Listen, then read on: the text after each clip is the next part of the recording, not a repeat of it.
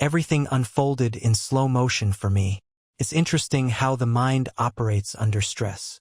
I felt myself being propelled backward, tumbling through the air. A hazy shape came into view, followed closely by the ceiling, my feet, and the ceiling again all at once. I crashed down, hitting the ground with my upper back first. The pain was excruciating. I heard a sickening crunch, and then everything faded to black. It was an absolute nightmare. When I finally came to, my head was pounding like a jackhammer. My entire torso throbbed with pain. I had no clue where I was. I remained still for a few moments, attempting to gather my thoughts before I dared to open my eyes. As I squinted, all I could see was a harsh fluorescent light overhead and some ceiling tiles. I shut my eyes once more, overwhelmed by the agony coursing through my body. Each breath felt like torture. I wanted to scream, but I just lay there, trying to make sense of my situation. My first attempt to turn my head was a mistake. Any movement sent an electric shock of pain down my spine. I tried to glance sideways without shifting my position, but even that slight motion was unbearable. Then, I began to hear voices nearby. Had that been what roused me? Is he going to pull through? One voice asked. Yes, but the real question is when he'll regain consciousness, responded another. The second voice, presumably the doctor, continued. He was showing signs of waking earlier but then slipped back out. We just need to exercise some patience. He's fortunate, considering what occurred. The MRI didn't show any bleeding in the brain, but there's some swelling already. He's definitely concussed, and we must monitor for any potential further swelling in his brain. The doctor went on. His left arm is broken in two places, the radius and ulna, and also the humerus. It looks like he hit the stairs at shoulder blade level and then slid down. His back is badly bruised. Fortunately, his suit coat spared him from being scraped raw, but it's probably a good thing he tilted to his left. Otherwise, the gun he was carrying could have caused even more damage. He may have fractured his sacrum or hip too. After he hit the back of his head, he came to rest and scraped it pretty badly, which bled a lot. Luckily, no stitches were necessary. We cleaned the wound and bandaged it. I understand he stopped with his feet still on the stairs, essentially body surfing down until his head and shoulders collided with the bottom. One voice confirmed how he avoided tumbling. I have no clue, the other replied. I'm assuming he fell most of the way down in midair. It was about 8 or 10 steps. I didn't count, but I'll need that for my report. So, I have no idea when we might be able to talk to him, the first voice said. Okay, we have the woman being checked out now. She was throwing a fit about not wanting to be examined, but I noticed some blood on her fingers. I wanted to collect any evidence before it got washed away. He continued. Oh, that reminds me. The victim had 3 deep gashes on his right forearm. Can you tell me the direction they were made from? Was it from the hand towards the elbow or the reverse? I squeezed my eyes shut, trying to steady my breathing. The monitor's beeping was still rapid, but it hadn't escalated. I felt someone pulling back the curtain and fiddling with the tape on my arm. After a moment of poking from hand toward the elbow, the doctor confirmed, That's for sure. It doesn't make sense when you consider how he fell, one voice commented. It actually makes perfect sense if you look at it from a different angle, the other replied. His right coat sleeve was pushed up and bunched at the elbow, but I'll need to confirm that with forensics. By the way, do you think I could grab a cup of coffee while we wait and I make a few phone calls? There's a pot at the nurse's station. Hey, Sue, can you get the officer some coffee? Better make it 2. It looks like his partner is here. I heard. The curtain was pulled back into place again. So, what do you have? A new voice asked from behind the curtain. The first voice relayed what the doctor had said about me. Well, we've got both a man and a woman downtown, the second cop chimed in. Their stories align, but I don't buy it. It doesn't match what the witnesses report. How convenient is that? We just happened to be a couple of blocks away, about to eat when the call came in. The responding officers were barely on the scene when we arrived. I'm relieved they could check on the victim and leave us to inspect a fresh scene. Yeah, the first voice replied. Did you see the video? The girl in the apartment across the landing was showing her parents her new place when all the shouting began. They opened the door with their cell phones out, recording the scene, and saw a huge naked man and a naked woman on the landing. The man yelled, "That'll teach you, you stupid." They couldn't see what the two were looking at down the stairs, but that part was crystal clear. It was pretty graphic. Clearly, they had just been in the midst of an intimate moment. Right, how fortunate the witnesses saw who was present. The second voice agreed. One of them called 911. The young neighbor was crouched next to me when the first unit arrived. She pointed and exclaimed, "He's the guy who pushed him. Don't let him escape." The man was dressed and heading downstairs, running away. The woman stood at the top of the stairs in a flimsy robe, crying. Their accounts were devoid of any mention of their nakedness or the fact they just had sex. Instead, they claimed they were merely visiting and that the victim barged in, attacked them, and then tripped over his own feet as he fled. Both men shared a laugh. Meanwhile, I lay there, processing everything I had just overheard. At least my brain was still working, despite all I'd endured. Maybe I could twist the narrative a bit. Would it be wrong to fabricate some details to enhance the story? Screw that jerk who pushed me down the stairs. I could have easily lost my life. Hell, I might still be seriously injured. Let's rewind 3 weeks to when things took a turn. Well, not exactly the start, but rather when I first noticed something was off. My wife, Jessica, was in the shower, and she had left her phone on her makeup table. Suddenly, it pinged and lit up. Curiosity got the best of me, and I glanced at the screen. The message read, "Hey, sweet cheeks." It was just the beginning, and then the screen went dark. I couldn't help myself. I tapped in her login code and scrolled through her recent messages. There it was again. "Hey, sweet cheeks. I want some of that hot. How about tomorrow afternoon?" The message came from Jessica's boss, Michael Thompson. He was the broker who owned the real estate franchise where she worked as a sales agent. This wasn't the first time she had received an inappropriate text from that jerk. Just a month ago, he had sent her something similar. I remembered the day Jessica was lounging on the couch when her phone pinged, and she opened a text, completely unaware I was there. I was bringing her a glass of wine when I caught a glimpse over her shoulder. "You looked fine this morning. I want some of that love as soon as we can get it on." I read, nearly dropping the wine in shock. My stomach twisted with anger. Jessica played it off casually. "I bet he's texting his wife again. You know her name is Sarah, right? It's right next to mine in his contact list. He's messed up and sent me texts meant for her before." Her neck flushed crimson as she tapped a few icons on her phone. "Hey, stupid. David just walked up right as you sent me that text meant for your wife. If you're going to flirt over text, at least make sure you know who you're sending it to." I heard Michael's voice on the speaker. "Hey, dude. I'm so sorry," he said.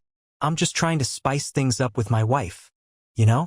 I didn't mean to send that to Jessica." Jessica giggled. "No problem, Michael. Oh, I know I looked good today, but this woman is reserved for my man, David." After she hung up, we both laughed about it then, and even later that night when we made love. But now the memory had returned to haunt me. If Michael had messed up again, why was he texting about tomorrow afternoon? Where was she tonight? I might have been trusting, but I wasn't naive. It hit me hard. I realized my wife was cheating on me. I thought our relationship was solid, but clearly that wasn't the case. Jessica and I had met just a few months before we graduated college. We were both business majors, crossing paths in various classes over the years, but never really connecting on a personal level. I was your typical nerd, and she was the stunning girl who caught everyone's eye. But when we finally clicked, it felt real. I wasn't socially inept, far from it.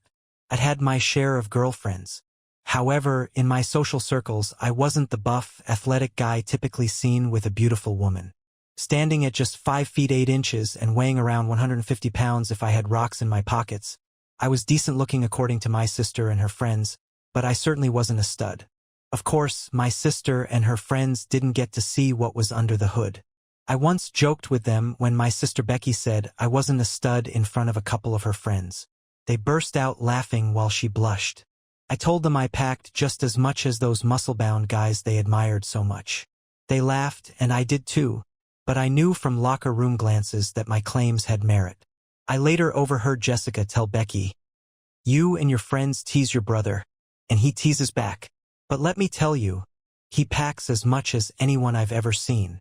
Becky and her friends turned beet red at that. But it wasn't about size. It was about money. We got by but weren't wealthy. Jessica made enough sales to cover her business expenses and have a little pocket money, but her commissions alone wouldn't sustain her. I was the one supporting us through my job as a sales rep. After graduation, I decided to further my education, adding accounting to my skill set. My goal was to earn my CPA and MBA and eventually open my own practice. It was a slow climb, but I was determined. I worked hard, and my company sent me out of town to handle distant accounts. Each week, I'd visit one client in Greenfield in the afternoon, drive to Santa Rosa that night, stay over, and see another client the next morning before heading home. This gave me the entire weekend to spend with Jessica. But now that I was aware of the potential fox in the henhouse, I began to pay closer attention. Michael and his wife were over a decade older than us, both around 40. They had twin boys finishing high school and a third child who was a freshman at the local university. Meanwhile, Jessica and I hadn't even really begun discussing starting a family yet. I had always wanted kids after 5 years together, 4 of those years married. I was ready for that next step. Recently, we talked about her going off the pill so we could start trying for a baby. She might have even already stopped taking them. Now, I was relieved we had waited.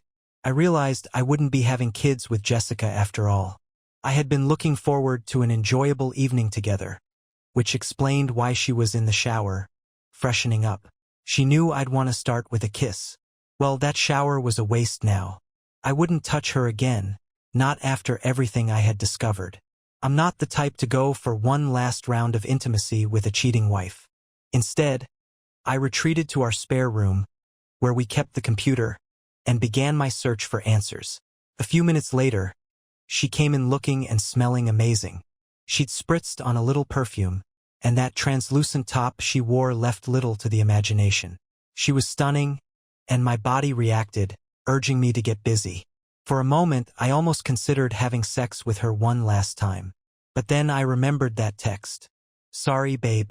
Not really feeling it," I said. "Part of me wants you, but I'm feeling a bit off. My stomach's acting up." I lied. She looked at me wide-eyed, and before she could say anything, I stood up and rushed past her to the bathroom, pretending I was in a hurry. She called after me, saying she was heading to bed and asked if I needed anything. I called out to Jessica, telling her I needed some time and would come to bed once I was feeling better. I had heard stories about people installing spy apps on their partners' phones to keep tabs on them, and I always thought it was creepy. Sure, I knew it was possible to remotely access a computer, but I figured you'd need to be a hacker to pull that off. Or so I thought. Turned out to be much simpler than I ever imagined. Many wouldn't consider it appropriate to spy on a spouse, but it's totally acceptable to monitor a child. That's how these apps are marketed. Protect your kid from potential predators. Keep track of their phone activity. Know their location. Who knew it could be so straightforward? I've always despised liars, yet I was about to tell a fair share of my own lies over the next few weeks. Some would be deliberate, others would be lies by omission. But infidelity is the ultimate deception. So screw that witch. I decided I had more than just a temporary problem. I used my fake stomach ache as an excuse to get out of bed multiple times. The next night, during one of those trips to the bathroom down the hall, I took Jessica's phone with me to install the spy app and download her text history. I was new to this sneaky business, but Jessica was a fairly light sleeper, so I wanted to ensure my frequent absences went unnoticed while I monitored her phone. What I discovered was that while Michael was a successful salesman, he was also quite the horn dog. Real estate agents are in and out of the office all the time so they could meet up without drawing attention, and they were doing it at least a couple of times a week. Their flirting over the phone was frequent, and I suspected the numerous calls were more about desire than business. I was fortunate to catch the texts I did. The phone conversations were far more graphic. I saved multiple copies of one conversation in particular because it delved into details and offered substantial insight into their relationship. I didn't need it to divorce Jessica, which I fully intended to do soon, but I wanted undeniable proof of her infidelity.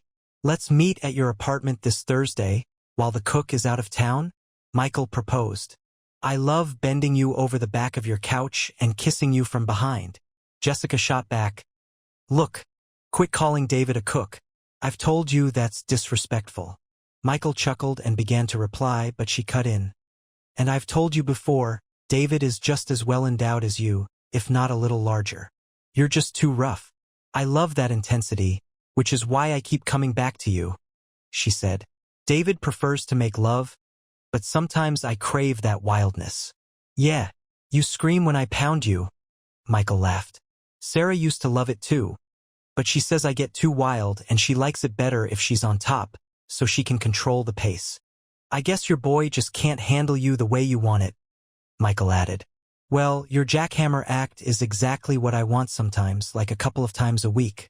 But making love has its merits too. I shouldn't complain. David gets with it from time to time. But when I start to hurt, he stops. Why don't you just keep kissing me until you're done? My insides are sore, but I love it. I'm madly in love with David. Still, I sometimes crave those wild sessions. David strikes a nice balance between pleasure and pain and doesn't try to leave his mark on me," Jessica replied. "And if you call him a cook one more time, you won't get any this week. At least not from me. You'll have to get on your knees and beg your wife if you want to kiss me." "You're going to need a raincoat," Michael said, sounding concerned. "I'm worried about that in case it breaks. David and I are planning to have a baby." "I hate raincoats," Michael grumbled. "Well, it's that or nothing," Jessica said firmly. "And in case the raincoat fails, I'll have some spermicide douches on hand. I'm afraid my swimmers are better than David's," she joked. Michael laughed. "Nice save there, Jessica." "No, seriously, I can't take the risk. All babies look alike. I've had 3, and they were all ugly at first, so he'd be stuck if his name was on the birth certificate." "That'd be funny, having him raise my kid," Michael chuckled. "No, they don't. Babies are cute, and remember he'd have a year to contest it," Jessica countered. "And you can bet if you divorced me because you were the father, I'd come after you for child support. You want to take that risk?" "Screw that. Maybe I should get snipped," Michael said. "Sarah definitely doesn't want any more kids, and I don't want to give up that hot action." "Well, snipped or not, Michael can have the 304, I thought. I figured that conversation might not be admissible in court since at least one person has to know they're being recorded. It could even backfire on me due to some civil rights violation. But I didn't care. I wanted rock-solid proof of Jessica's infidelity. I knew she would try to paint me as the villain to our friends and family. She'd claim the affair was all in my head or that it only happened once or twice, insisting I was being unreasonable and unwilling to forgive her. Just a little indiscretion, how typical. These 3 weeks spent gathering my evidence were really putting a damper on my former affection for her. Once I was certain, I started the process of getting rid of her. The first thing I did was pay off all our debts. I had significant student loans, while Jessica's were relatively small. I made sure to pay off mine first. We were always careful about our credit card debt. Our cars were fully paid off, and we had even begun saving a little money for a house, since a mortgage was only a bit more than what we were paying for rent on our apartment. I also started to stash away some cash. I knew I couldn't hide too much since our finances were tight, but it felt good to have something over on that which. From my research, I learned I'd likely be paying alimony for a few years since Jessica didn't earn enough from selling houses. I hoped to minimize that a bit. I wondered if paying my lawyer upfront for the entire expected fee would decrease our cash flow. I trimmed our cash reserves as much as I could. I even arranged to have my paycheck diverted, but I knew I'd still have to give Jessica her half. I just didn't want her taking more than necessary. I had seen an attorney who was currently working on the divorce papers. Once I served Jessica, all hell would break loose. Now, back to that fateful day where my story truly begins. I was supposed to be out of town. I had arranged for a coworker to manage my accounts the previous week so I could handle my personal issues. In my spare time, I ran through possible scenarios in my mind. At first, I imagined being shocked and surprised to find them in bed together when I came home unannounced. I pictured myself confronting a naked Michael at gunpoint, maybe not even letting him stop to grab his clothes. I'd throw his car keys to him once he was outside, or maybe shoot his balls off for good measure. Then, I fantasized about smashing him with a tire iron while he was pounding away at Jessica, delivering a blow to his head or back that could break a few ribs or bruise a kidney. But I knew that any of that would definitely land me in jail. I couldn't explain the tire iron as anything other than a premeditated attack. All my friends knew I had a concealed carry permit and often had my pistol on me, especially when traveling. There was no way I was going to go toe-to-toe with Michael in a fair fight. I stood just 5 feet 8 inches and weighed about 150 pounds, having gained a few since college. Meanwhile, Michael was at least 6 feet 2 inches or 6 feet 3 inches and weighed around 230. I knew this because he loved to brag about how he still weighed the same as when he played college football. That whole notion of standing up and fighting like a man is complete nonsense. David was smart enough not to confront Goliath head-on with the weapons everyone thought were fair. He used his trusty slingshot to take down the giant. Nothing in the Bible calls that unethical or cheating. It was written that God guided David to victory. I just wish I had been as clever as David. All my plans and daydreams vanished the moment I unlocked my apartment door. I knew they were inside. I saw Michael's car parked out front next to Jessica's. Later, I would claim I didn't recognize it. I was quiet as I opened the door, making sure not to jingle my keys as I returned them to my pocket. But it wouldn't have mattered. Neither of those cheating scumbags would have heard me over the sounds of their grunting and moaning. Do me, kiss me. Jessica's words hit me like a sledgehammer, and all my plans evaporated. She was bent over the back of the couch, just as they had described in that phone call I recorded. Michael was standing behind her, jackhammering into her. For a moment, I considered kicking him in the balls from behind, but his legs were too close together. Just as Michael was about to climax, I lunged at him from the side, knocking him off. "You witch! You scum-sucker!" he screamed as he realized what was happening. I hadn't knocked him far or hard enough to dislodge him from Jessica completely.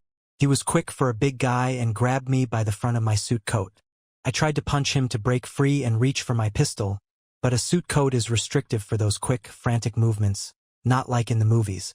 Plus, once he had me, I wasn't going anywhere. He shook me like a pit bull with a possum. His arms were longer than mine, so all my swings just hit empty air. I started kicking, and I'm pretty sure at least one kick landed in his balls. Unfortunately, it wasn't enough to make him let go. He held on tight. By that time, Jessica had turned around. She saw me reaching for my pistol and grabbed my right arm to stop me. Later, I realized that's why my right sleeve was bunched up to my elbow. Her fingernails had gouged 3 furrows into my forearm. I was desperately trying to shake her off when I noticed I hadn't even closed the door behind me. Michael half lifted me off my feet and charged across the living room, out the door. He let go when he shoved me into midair over the stairs. I overheard the cops talking about what they knew, and I quickly formulated a plan. I hoped it would work out better than my original plan to run Michael off at gunpoint. I moaned loudly to let the hospital staff know I was regaining consciousness. The doctor came in right away to check on me. He had me wiggle my fingers and toes and concluded that I was basically intact but advised me to limit my movements. "No shit, Sherlock," I thought, blinking against the pain. Then the cops arrived and asked if I was willing to tell them what had happened. I recounted almost the same story I just shared. I knew my wife and her boss were having an affair, and I was taking steps to divorce her. I never expected to catch them in the act at my own apartment, though. I told them how I had been dumb enough to knock Michael off my wife. The part one added was what Michael had said after he grabbed me. "You scumsucker. I'm going to kill you if you happen to live. You'll know your place, you stupid bastard." I explained that Jessica had grabbed my arm, preventing me from hitting him or reaching for my gun. She warned me, "Be careful. You know he has a gun. I can't hold him much longer. You've got to do something quick." Next thing I knew, all 3 of us were rushing across the living room and out the door. I'm not sure when Jessica finally let go, but I was so far off balance that there was no way I could get my pistol. Suddenly, I found myself sailing backward through the air, and then there was that crunch. I guess he threw me down the stairs. I told the cops. That's all I could remember. I really hoped the doctor was right and that I wasn't paralyzed. Did I feel guilty about lying? About embellishing the part where Michael threatened to kill me? Or Jessica telling him to do it quickly? Nope. Screw both of them. I just hoped there wasn't any evidence to contradict my story. The thought crossed my mind. Had they ever recorded themselves during their escapades? That would be disastrous. Surprisingly, forensics supported my account. Michael claimed I attacked him and he was merely defending himself. He said he was visiting Jessica, one of his agents, because she was feeling unwell and he was concerned about her. I must have misinterpreted the situation. After he pushed me away and yelled at me, I supposedly turned tail and ran out the door. I tripped at the top of the stairs, hit the railing, and fell down. Jessica backed him up, adding that Michael had pushed me hard to get me going. She claimed she grabbed my arm to prevent me from hitting Michael initially, and that's how I got scratched. The investigators noted that my suit pants were spattered with Michael's bodily fluids, indicating how close I had been to him, while several smears on my right leg confirmed I'd kicked him in the groin. At the time of the incident, I was facing him, not running away. They didn't initially charge Michael with attempted murder, but they did charge him with assault. He posted bail, but not the full amount, of course, so he went through a bail bondsman. The 10% charge would still cost him $5,000 out of pocket. I wondered if that piece of ass he got was worth all this trouble. I wouldn't learn any of this for a while. Even my brothers decided to withhold details until the doctors assured them I was out of the woods. They wanted me to stay calm. Shortly after I made my statement to the cops, I had an episode and passed out. One moment, I had just closed my eyes, and the next, time had slipped away. When I came to, I was in a dimly lit room. I lay there for a bit, reflecting on the conversation I had with the cops. I had already made up my mind about how I would respond to my cheating wife and Michael if I ever saw them again. They were not just cheaters. Now they wanted me dead. I would treat them accordingly. Just before I lost consciousness, I had planned to shoot Michael if he ever approached me again. I'd claim I thought he was coming back to finish what he started. Okay, maybe I was indulging in some dark fantasies, but it was unlikely to ever happen. A nurse was in the room with me, but I didn't notice the other person until she stepped closer. It was Jessica. I began yelling, "Get her out! She tried to kill me. Get her out!" One of my brothers rushed in to see what was happening. Jessica looked shocked and started crying. "No, no, no. I didn't hurt you. I love you," she wailed. "You helped throw me down the stairs," I shouted.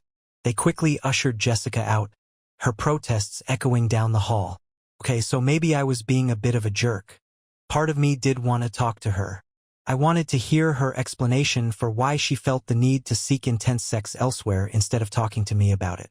I would have been happy to oblige her rough role-play fantasies now and then, but I could never condone her cheating. The doctors kept me in the hospital for a whole week under close observation because of my concussion. They feared I might end up back out in the world and that my brain could start swelling. My two brothers visited me regularly and even camped out in my room for the first couple of days. They could hardly believe what I told them about Jessica.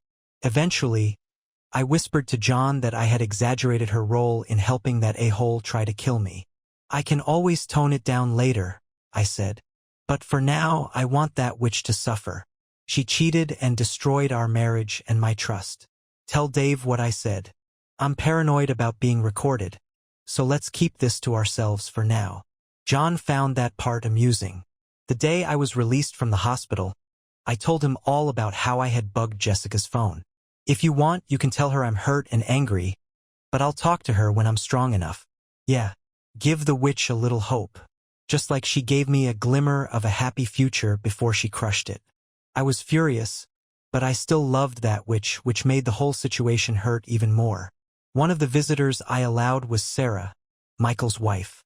She came to see me the day after I woke up, eager to learn what had happened.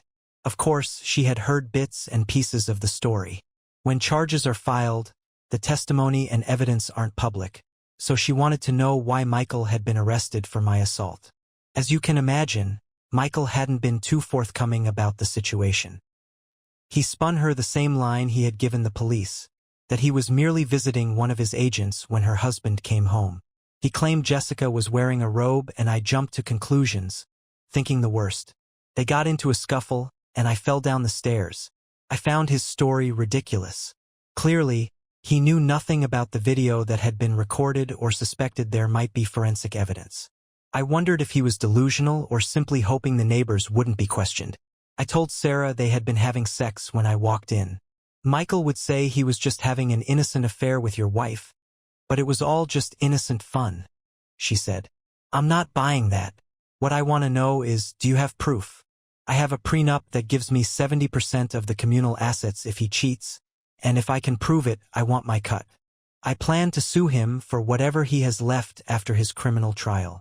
I advised her to contact an attorney and file for divorce to secure her share of the assets before he could use them as part of his defense. I have an audio recording of them discussing their affair, along with copies of some texts, but there's also a video of both Michael and my wife on the landing of my apartment right after he threw me down the stairs. Both of them were naked. On top of that, I have my testimony. But if that wasn't enough, the clothes I had been wearing at the time might carry some evidence. It's hard to believe I could get into a scuffle with a naked man who had just ejaculated all over and not end up with something on me. You have all that? She asked, clearly shocked. I nodded, telling her I knew Michael enjoyed rough, pounding sex, which seemed to convince her immediately. I have everything, I said. I'm going to see my lawyer as soon as I leave here. Please help me gather the rest of that evidence as soon as you can. She assured me, Sarah, I don't think either Michael or Jessica realize just how much evidence there is against them. They've told a lie and are sticking to it, claiming I misjudged the situation and overreacted, which got me hurt. I'll bet Michael is out there right now doing as much damage control as he can. He might be hiding money, but from what I understand, you can recover that. Hopefully you can fix this. Whatever he forfeits to the bail bondsman should be deducted from his share, not yours. She gave me a hug and wished me well before she left. I had met Sarah before at the parties Michael threw for his agents during Christmas and other holidays. She was nice and didn't deserve the storm heading her way. Neither did I. The day after I got out of the hospital, I found myself at my family's fishing camp. I planned to take as much medical leave as I could and then burn through my vacation time. My boss was aware of the situation and told me he was working on a way for me to work remotely for a few hours each day while I recovered, allowing me to keep drawing my regular pay. I thought about how I had lied and turned their cheating into a crime. Then I reconsidered. I did take a backward tumble down the stairs, but it wasn't due to my own clumsiness. I was pushed forcefully. Maybe Michael just wanted me out of the way so he could get dressed without worrying about being shot. But honestly, I didn't care. I was going for the jugular with him. That morning, I was very busy. I canceled our credit card, leaving Jessica with her half of the balance, which wasn't much since I had paid off our debts. I hadn't wanted to show my hand too early, but now it was time to finish this. I might have to pay it later, but for now, I could make Jessica as uncomfortable as possible. The rent and utilities were all paid up, but I wasn't about to give her a penny for food or gas for her car, not until ordered to do so by the court. Sarah, Michael's wife, had acted quickly, despite thinking he might try to hide money. He apparently believed his lies were enough to protect him, thinking I was just a jealous husband with an overactive imagination. She took her 70% of the available cash and had their investment accounts frozen. But I wanted answers. I called Jessica and told her where I was. While I was in the hospital, she had called my brothers several times, begging for me to meet with her. I told her she could drive out that afternoon, but warned her to come alone. If she brought Michael, he'd try to convince me to drop the charges or some nonsense. I'll drop him where he stands, but it will be with a bullet, I said. If I saw him, I'd assume he was coming after me. I almost hoped they were recording my words. I wanted it on record. I wasn't about to risk another attack. Our meeting was tearful. I'll admit I hated losing the woman I loved, but not as much as I had before. I was sure she loved me, but not enough to remain faithful. She had missed the crucial distinction between fidelity and loyalty. "I'm so glad you let me come out so we can talk," she said as she parked. "You know I wasn't trying to help Michael kill you," she began. I merely shrugged and invited her inside. I claimed I was feeling weak and needed to sit down, asking her to grab us some drinks.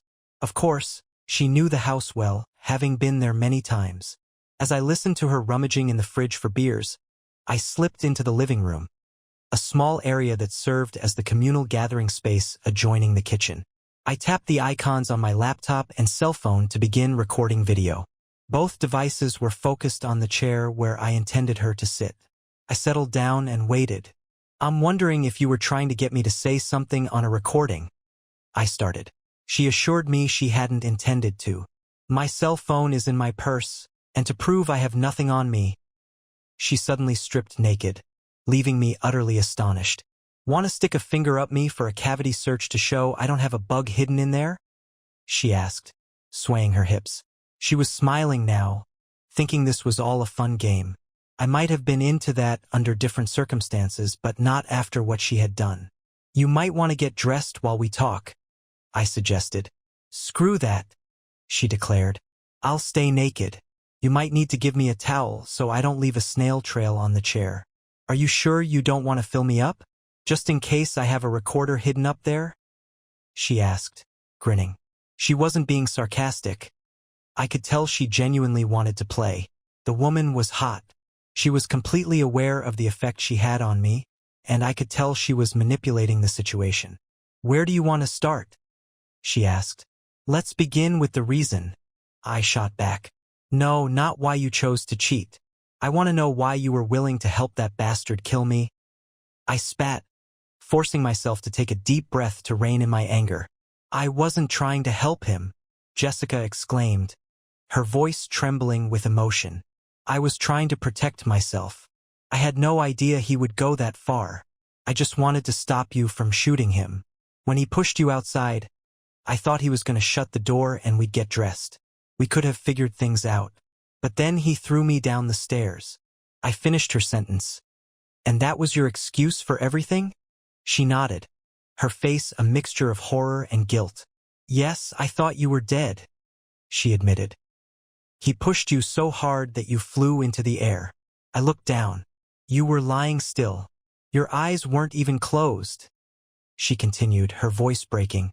"I was terrified. You didn't even check on me. The police told me when they got there that Megan from next door was kneeling beside you. And there you were, up on the landing in a robe, crying. You went inside that jerk, got dressed, and put on a robe. Let me guess, you whipped up a quick story about how I came home to find you in a robe with your boss. He just happened to drop by to check on you because you called in sick. I misunderstood everything and attacked him. He defended himself, and when he came at me, I ran away like a coward, tripped and fell down the stairs. Just a freak accident." "I didn't put it that way," Jessica insisted, then paused. "How do you know what we said?" "Because the cops interrogated me," I replied. "Two people told one story, while I told another. I had a head injury, so they wanted to make sure I hadn't misinterpreted anything. I noticed they only charged Michael with assault, not attempted murder." "Why did you lie for that jerk?" I pressed, incredulous. "I was scared," she said, her voice trembling. "I didn't know if you were even alive. Michael told me if you had a head injury and were still alive, you might not remember how you got hurt. When the sirens came, I didn't have time to get dressed. I just had my little robe. We made up a quick story on the fly, thinking he could get away with it. I was going to say we were arguing, and you tripped." There were so many holes in her story that I didn't even mention Megan, whose parents might have witnessed both her and Michael standing naked on the landing. "You were willing to risk that much to protect him?" I asked, horrified. She nodded. "He said he'd make it up to me, but if the truth came out, he'd lose everything. We'd both go to jail. Him for throwing you down the stairs and me for covering it up." Tears streamed down her face. "If you were alive, it would just be your word against ours. We weren't doing anything, so we had to maintain the lie even after we found out you'd be okay. Michael kept saying maybe you'd have amnesia. But you remember everything, right? Every detail." I confirmed. You were referring to him losing most of his money because of the prenup with his wife, weren't you? You know, I already told her what I saw. She needs proof to invoke the prenup. Your word alone won't cut it, Jessica argued. Michael asked me to tell you he'll pay you off if you change your story about him pushing you down the stairs on purpose and about us having sex. He'll give us $50,000. $25,000 each. We can use it for counseling. I'll quit my job, and we can get back together. I was taken aback. I couldn't hide my disbelief. Do you really think I would ever cover for him? Plus, there's no way he can get that kind of money without his wife finding out. You know she's monitoring their finances. He wouldn't be able to buy a candy bar without her catching wind of it. He already has it in a secret account, Jessica replied, a hint of desperation in her voice. He's been stashing money away in an offshore account for years, a royal bank in Grand Cayman. He's been funneling money there using his oldest son's name and social security number. He calls it his retirement fund. He says he'll give us some of it. All you have to do is change your story. Please, David. We can get back to where we were and have a nice little nest egg. Michael means nothing to me. He was just a fling. You're what I want. I want a family with you, she begged. I started laughing, shaking my head in disbelief. Do you not see all the flaws in your story? First, I'd have to lie about what actually happened. Jessica insisted. I could say I was confused and maybe Michael was just coming at me, and I panicked. Do you honestly think he'd pay either of us a dime if I changed my story? I asked incredulously. He'd just laugh about how he outsmarted me again. First, he turned me into a cook, and now I'd be a dumb cook who changed my story. He knows that if I changed my story now, I'd never be believed later. Plus, why on earth would he ever confess to you? He's been hiding money for years. He's not that naive. He knows you're gullible, and he hopes I am too. If it were true, he'd keep it completely under wraps. Not even tell his own mother. Jessica looked at me as if a light bulb just flickered on in her mind. But then she shook her head. I'm sure we can trust him, she insisted. I'd need to see the bank transfer, I replied, including the correct routing and account numbers, along with the bank name proving the account exists. Then I might consider letting him off the hook for $100,000. Okay, let's move to part 2, I said. Why did you let that guy into your life and into your pants in the first place? What did I do to deserve this? Am I not man enough for you anymore? Her eyes misted over slightly. How long have you known? When did you find out? I shook my head silently. You didn't do anything wrong. We had a great marriage and an active sex life. We were intimate 3 times a week. At least until you got sick with that stomach bug and shut me out. Oh, I'm so stupid. That's when you found out, she said, her voice cracking. I noted how throughout our conversation, she had made no effort to sit in a ladle-like manner, her legs carelessly open, inviting a display. Now, suddenly embarrassed, she reached down to put on her panties and shirt. Okay, I said, breaking the silence. When did this all begin? About 3 months ago, she confessed. In the beginning, we didn't even have sex. Not even once a week. I can't even explain why I started. We had no problems. Sure, Michael flirted. He flirts with everyone. Hell, he'd flirt with you if he thought it would help his business. He called it getting friendly and establishing rapport. I can't pinpoint when it turned sexual. Well, that's not right, I interrupted. A lot of what Michael said had a sexual undertone. I think it was one day when he mentioned being unhappy at home. He hinted he wanted someone to talk to. And like a fool, I listened. She continued, her voice low. Now I see where it led. It was a trap. I'm not sure if Michael intended it to be that way or not. But at the time, I found it exciting just to hear him talk. He told me how his wife preferred making love rather than the wild, rough sex they used to have when they first got together. He missed that primal, animalistic connection. I couldn't help myself. I was so turned on by it. That night, I practically jumped you, she admitted. I didn't need any warming up. I climbed on top of you and rode you to a couple of orgasms. You were more than happy to oblige, and you didn't even ask what had gotten into me. Well, you did, but I didn't tell you the whole truth. I just said I wanted you to take me and make me yours. And you did. I've thought about that night a lot since then. Just the memory of it has me on the verge of climax. Jessica paused, gauging my reaction, probably hoping to entice me as much as she truly desired. I sat in my chair, feeling tense. She took a few deep breaths and carried on. I craved that feeling again. Not a drug high, a sexual high, she said. That was over a weekend, and we made love like rabbits the whole time. I remember that weekend well. It was amazing, I replied. You were all over me, and we spent our time just having sex, resting, and eating a little, just to recharge for more. The following week, Michael and I had a talk. I didn't tell him about that wild weekend at first. He mentioned he had one good, hard session with his wife, but she wanted the rest to be more sensual. I was already so aroused that I did something I swore I'd never do. I told him we were intimate.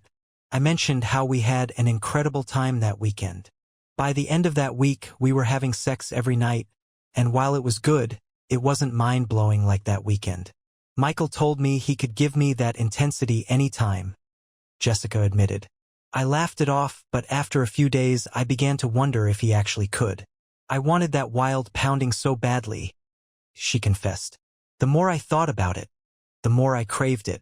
That weekend you took me hard. We had been sharing stories, but we hadn't crossed any lines. Finally, one day after Michael practically begged me, I let him try to get me off. That was my downfall, she offered softly. Michael doesn't make love. He just screws like a demon or does nothing at all. I didn't care what he preferred. After the first time we were together, I didn't kiss him, perform oral or anything. I just let him have me. He hammered away at me. There was no intimacy, no love involved, just raw physical pleasure. And you got off on it too. Jessica nodded, tears in her eyes. Yes, it was exhilarating. I was like an addict, she admitted. I loved you. I still do. Our sex life was great. But there was something about how Michael treated me that captivated me. I could disconnect from reality and enter a make-believe world where it was all about the physical act, devoid of love or emotion. I could have that wild sex with him and then come home to be the loving wife to you. I never thought it would spiral out of control. I didn't think I would get caught. I know it was selfish and wrong, but I just couldn't stop myself. You couldn't stop yourself? I repeated, incredulous. Do you hear yourself, Jessica? You sound like a junkie. I know, she whispered. I realize how pathetic that sounds, but it's the truth. I'm ashamed of what I've done. I never meant for it to go this far. I never meant to hurt you. You didn't mean to hurt me? You think that makes it better? I shot back, my frustration boiling over. You betrayed me in the worst way imaginable, repeatedly. And now you want me to believe that you never meant to hurt me. I don't expect you to forgive me, Jessica said quietly, tears streaming down her face. I don't deserve it, but I do love you, and I want to try to make things right. I laughed bitterly. Make things right? You think we can just go back to how things were? You think I can ever trust you again? Her eyes brimmed with tears. I don't know. I just want a chance to try. Please, David, give me a chance. I shook my head. I can't do that, Jessica. I can't go back. Too much has happened.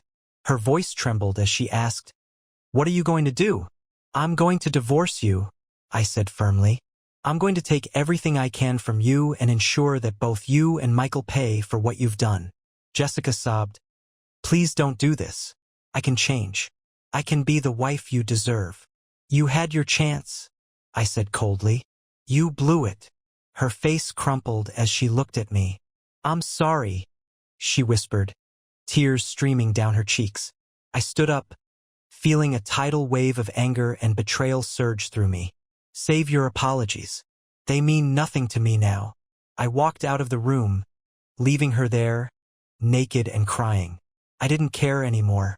She had made her bed, and now she would have to lie in it alone. The next day, I called my lawyer and instructed him to move forward with the divorce. I wanted it done quickly. I needed to be free of Jessica and her lies, ready to start anew without the shadow of betrayal looming over me. The weeks that followed were a blur of legal proceedings and emotional upheaval. I stayed at the fishing camp, avoiding any contact with Jessica.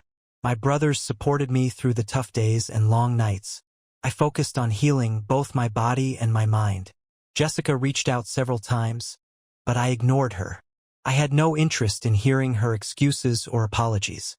I just wanted her out of my life. Michael also tried to contact me, offering money in exchange for me to change my story, but I refused. I wasn't about to let him buy his way out of this.